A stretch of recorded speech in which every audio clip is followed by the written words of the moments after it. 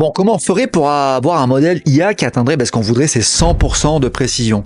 Disons en computer vision, mais ça pourrait être n'importe quoi. En NLP, par exemple, un modèle qui deviendrait plus intelligent verbalement sur les textes sur lesquels on l'a entraîné. Est-ce que tu as une idée d'à quoi ça ressemble? Non? Oui? Bon. Je vais te dire, moi, comment je ferais en tout cas. Première chose, transfer learning. C'est un peu la technique de base dans l'IA, c'est-à-dire qu'on prendra un modèle qui fera un bon candidat, une dizaine de millions de paramètres.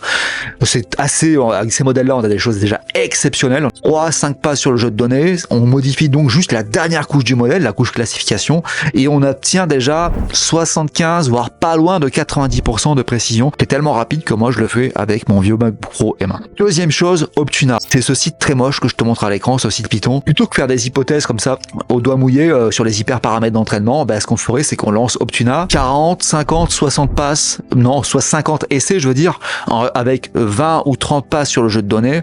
Ça prendrait 4-5 heures avec un GPU dans le cloud sur 5000 images, un jeu de données de 5000 images. Ensuite, on a les meilleurs hyper paramètres d'entraînement. Donc, ce qu'on va faire, c'est qu'on va lancer l'entraînement et on va avoir un truc donc qui va se rapprocher, qui va dépasser les 90%. Et ensuite, si on les atteint pas, comment on fait? Ensuite, c'est là que ça se complique. Ce qu'on ferait, c'est qu'on voit le jeu de données, on voit s'il n'y a pas des erreurs, des choses mal classées, il n'y a pas des doublons, on voit s'il n'y a pas des images qui sont mal éclairées ou des trucs comme ça. Et écoute, si tu veux voir si j'y arrive un jour, abonne-toi. Mais bon, déjà, tu as un bon aperçu de comment on peut faire pour atteindre 100% de précision.